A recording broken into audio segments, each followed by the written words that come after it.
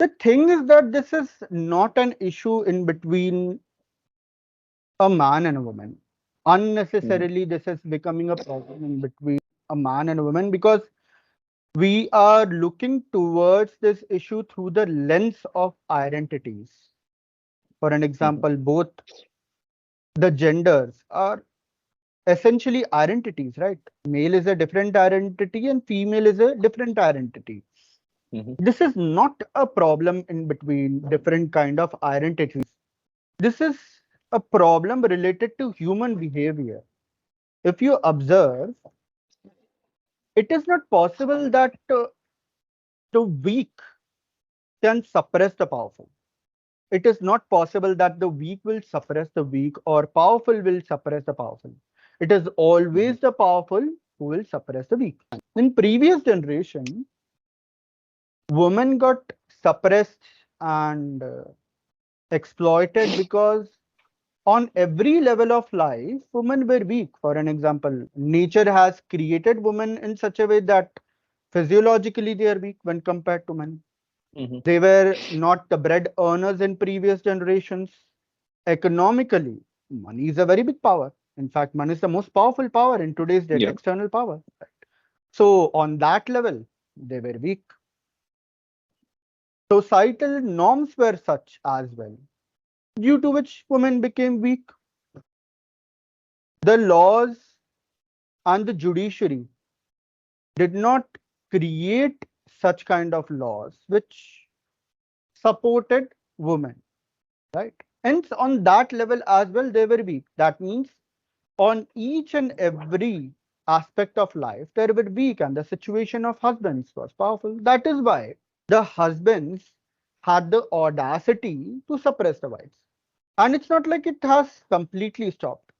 In today's date, this aspect of women being suppressed by men is still relevant, specifically in places like third world countries and villages, Indian villages as well. Because over there, primary powers like social media, mainstream media, law and judiciary, police, right? All these aspects, all these powers are not prominent within villages, right? They are not prominent within third world countries. That is why in those geographical areas, women are being suppressed. Because over there, Mhm. the law of jiski lathi, usi ki bhais, there is a saying, right? That is Mhm. still relevant. Mhm. Physical strength in those areas is still relevant. But in metro cities, in tier 1, tier 2, tier 3 cities, sadly, it is totally the other way around. Again, I cannot generalize it, but majorly Mhm. it is totally the other way around. It is the women who are suppressing men.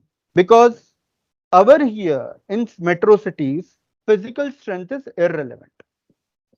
Judiciary, law, social media, mainstream media, the police, the common narratives, and also the societal norms have totally become against men, and in today's date they are completely favoring women, due to which women have started to take undue advantage of the situation, and they have started to suppress men using those laws which were made to protect them. But now, instead of using those laws as a shield, they are using it as a sword to strike men. It's essentially it's like they are punishing today's generation men for those crimes which previous generation men had committed on previous generation women. And specifically, to be more specific, majorly these disturbed wives are punishing their husbands for those crimes which their own fathers had committed on the mothers. That's what is Mhm. going on, sadly. So it's like today's generation men, specifically in metro cities, are bearing the brunt of those crimes which previous generation men had committed. That's what is going on, sadly. And it does not seem like it is going to stop anywhere. That's why somewhere people like me are giving it a try to make people aware that this is the crux of the problem.